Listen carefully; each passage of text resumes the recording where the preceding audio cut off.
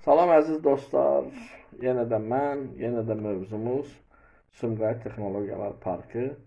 Alt mövzumuz isə əhalinin sosial rifah halı aşağı olan hissəsinin hüquqlarının tapdalanması. Niyə alt mövzumuz belə adlanır? Çünki əhalinin sosial rifahı aşağı olan hissəsinin haqları tapdalanmasaydı yerlərdə, hər gün yüzlərlə insan prezident aparatına, birinci vitse-prezidentin dəftərxanasına şikayətə getməzdilər.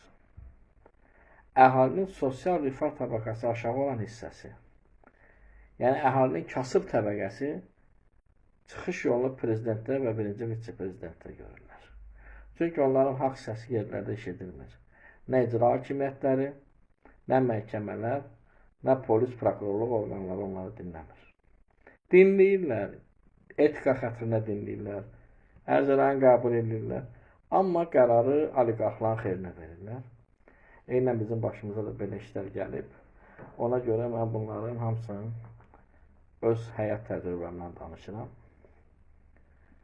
Mən keçən çıxışdan, birinci çıxışımda bildirdim ki, Sumqayıt İstirahət Fabrikinin rəhbərinin talışa fobiyası var. Talışlarla düşmənçiliyi var. Əlimdə kifayət qədər faktlar var. İkisini deyəcəm. Sumqayıt Texnologiyalar Parkında 63 yaşlı Mehman Kişiyev işləyirdi. Pensiyasına 2 il qalmışdı. Oktyabr ayında göndərirlər Otskaya. Otskadan qayıdır, görür onu artıq işdən çıxardıblar. Niyəsin, nə üçün ona bildirmirlər. Eyni zamanda onunla paralel işləyən, onun müdürü olan Astaranın rəhbərini də işdən çıxardırlar. Deyə bilərsiniz ki, belə deyək də, indi həmən işçilərə ehtiyac olmuyor onlarda. Yox, onların yerinə öz adamlarını götürüblər. Bu insanın pensiyaya 2 ili qalıb. Həyat yoldaşı da 3 ildən yuxarıda paraliz olub, evdə xəstədir. Yəni, bu adam o qədər öz ailəsinə, öz işinə, yəni həm xəstə həyat yoldaşını baxmaq üçün, həm digər problemləri həll etmək üçün günün çox vaxtını STP-də keçirdib. Və ailəsini pensiyada çıxarda bilməyib. Yəni, evdə artıq pul qazanan yoxdur, nə özü, nə ailəsi. Və bu adamı bilə-bilə ki, həyat yoldaşı 3 ildir infarkt vurub, paraliz olub, yataq xəstəsidir. Bu insanı məhz talış olduğuna görə işdən çıxartırlar. Təbii onlar deməzlər ki, o talış olduğuna görə onu işdən çıxartmışlar, bir bəhanə gətirərlər, amma görünən odur. Onlarla belə fakt var. Çox təəssüf ki, həmin insanlara mən bir neçəsinə təklif elədim ki, gəlin biz bir yerdə haqq səsimizi qaldıraq. O haqq səsimiz prezidentə çatsın. Prezident görsün ki, Sumqayıt Texnologiyalar Parkında neofaşizm şartları var. Bu insanlar neofaşizmlə məşğuldular. Çox təəssüf ki, hərəsi bir sözlə, bir ifadə ilə yaxalanı çəkdilər kənara. Ki, bizi kim eşidəcək, bizi kim dinləməyəcək, bizi kim qulaq asmayacaq. Əslində bizi eşidəcəklər, bizi dinləyəcəklər, bizə qulaq asacaqlar. Axırda mənim bu səsim hökmən prezidentə çatacaq və prezident onları hökmən cəzalandıracaq. Mən niyə məhz prezident deyirəm? Çünki yerlərdə nə polis, nə prokurorluq, nə də məhkəmə onları cəzalandırmaq iqtidarında deyirlər. İqtidarındadılar əslində, ancaq nəyəsə müqabilində rüşvətinmi, tapşırığınmı susurlar. Bizi günahkar çıxardırlar. Siz fikir verin, məhkəmə demir ki, Hicran Valehov, sən niyə bu yoldaşı STP aidiyyatı olmayan fabrikə işləməyə göndərmirsən? Məndən sual verir ki, Hicran Valehov onu Bakı işləməyə göndərsəydi, ora da gedərdi. Təbii gedərdi. 2023-cü ildə STP rəhbərinin göstərişi ilə STP-ni Bakı Expo mərkəzində STP-ni təmsil edənlərdən biri mənim yoldaşım idi. Göndərmişlər, getmişdi. Yəni, müdiriyyətin dediyi hər yerə getmək lazımdır. Amma qanun çərçivəsində. Hicran Valehov ona ora qeyri-qanuni göndərmişdi.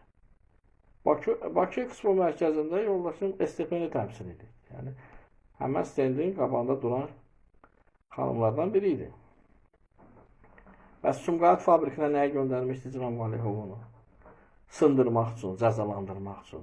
Bunların xisləti budur. Bunlar bir nəfəri işdən çıxartmaq üçün onu hökmən sındırır, cəzalandırır. Sonra həmin adam tab gətirmir, ərizəsini yazır, öz xoşundan çıxır gedir.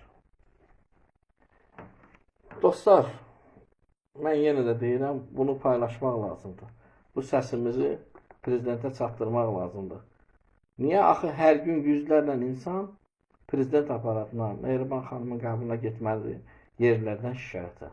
Olmaz ki, yerlərdəki şikayətləri yığışdıraq, elə ki, yerlərdə o adamlar olsun ki, onlar bu şikayətlərə baxsınlar. Mən buradan Daxili İşlər Nazirinə, Vilayət Eyvazov cənablarına, Baş prokuror Kamran müəllimə xitab edirəm.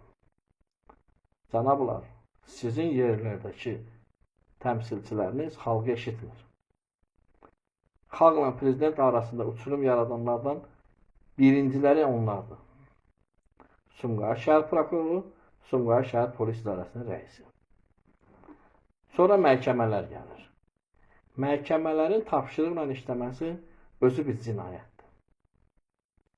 Öz fikri olmayan, azad olmayan məhkəmə dövlətə heç nə verə bilməz. Bugün Azərbaycan məhkəmələri dövlətə və dövlətçiliyə ziddirlər. Mən buradan cənab prezidentə səslənirəm. Cənab prezident, xalqla sizin aranızda böyük uçurum yaradırlar. Və həmin uçurum gec-tez bir gün partlayacaq. Bunun qarşısını indidən almaq lazımdır. Siqnal deyirsiniz yerlərdən. Bu bir siqnaldır. Sumqayıtda xalqın səsi eşidilmir. Nə polis tərəfindən, nə prokurorluq tərəfindən, nə də məhkəmə tərəfindən. Sadə vətəndaş öz haqlı səsini çatdıra bilmir. O sadə vətəndaşlardan biri də biz. Və biz də həmən o prezident aparatına qəbula gələnlər kimi prezident aparatına qəbula gəlir. Siz fikir verin, mən prokurorluğa şikayət edirəm ki, bu insanlar belə-belə qanunsuz hərəkətlər ediblər və onların qanunsuz hərəkətlərini sübut edən səs yazımız var. Sumqayıtın baş prokuroru Kamran müəllim həmən səs yazısını göndərir hara? Əmək müfəttişliyinə. Səs yazısını yox, ərizəmizi ki, get araşdır. Mən burada cinayətdən danışıram. Mən demirəm, mənim işi yoldaşım işə bərpa elə. İşə bərpa olunur. Mən deyirəm, bu insanlar cinayət ediblər. Xahiş edirəm, bunların cinayətini araşdırın. Hörmətli Sumqayıt prokuroru ərizəmi göndərir hara? Əmək müfəttişinə ki, bunu araşdırır. Əmək müfəttişi bəli, cinayət araşdırandır. Belə olmaz. Belə olmamalıdır. Vətəndaşı eşitmək, vətəndaşı dinləmək lazımdır. Etika xətrinə olsa belə, vətəndaşı prokurorluğa çağırmaq, soruşmaq lazımdır ki, ay vətəndaş, niyə şikayət eləmirsən? Dərdin nədir? Bunu da eləmirlər artıq. Dostlar, artıq cızıq əndazədən keçib. Bütün cızıqlar, bütün xətlər tapdalanıb. Artıq vətəndaşı adam yerinə qoyan yoxdur. Sıravi vətəndaş Azərbaycanda adam, insan yerinə qoyulmur. Bunlar əziyyət çəkib həmən vətəndaşı idarəyə dəvət eləmirlər. İdarəyə dəvət eləmək ona qalsın. Bir də telefonla zəng edib soruşmurlar ki, ay qardaş, ay bacı, nə istəyirsiniz, niyə şikayət edirsiniz? Yoxdur belə bir şey. Bunlar işlərinin, güclərini belə deyək də, üçüncü şəxsə pas ötürməkdə görürlər. Mən cinayətdən danışıram. Deyirəm, Sumqayıt Texnologiya Parkında belə cinayətlər var və onların sübut edən səs yazıları var. Bunlar onu göndərirlər əmək müfəttişi. Əmək müfəttişi cavab verir ki, 2023-cü ildə STP bizə məktub yazıb, hər şey yaxşıdır. Qardaş, indi 2025 deyir. 2023 deyil. 2025-də sən bunu araşdır. 2023-də ola bilsin, hər şey yaxşı olub. 2022-də ondan da yaxşıydı. 2021-də lab yaxşıydı. Söhbət bugündən gedir, 2025-dən gedir. Vətəndaşın haqqı tapdalanır və siz də bunu ötür-ötürə yollandırmışsınız. Mən çox təəssüf edirəm ki, bugün Sumqayıt polisində, Sumqayıt prokurorluğunda və Sumqayıt məhkəməsində STP-nin tapşırığı ilə oturub duran insanlar rəhbərlik edir. Çox təəssüf edirəm. Bəli, sabah məni çağıra bilərlər, deyərlər ki, sən sübut elə ki, biz onların dediyi ilə oturub dururuq. Amma görünən kəndə bələdçi lazım deyil. Əgər mənim ərizəm Sumqayıt prokurorluğundan aidiyyatı olmayan əmək müfəttişinə göndərilirsə, bu elə özü sübutdur. Dostlar, mən 2-3 gündən sonra yenə də çıxacam. Yenə də mövzumuz Sumqayıt Texnologiyalar Parkı olacaq. Yenə də mövzumuz prezidentə müraciət olacaq. Və mən gələn çıxışımda bir neçə əlavə faktlar səsləndirəcəm. Sağ olun dostlar, minnətdaram hər birinizə.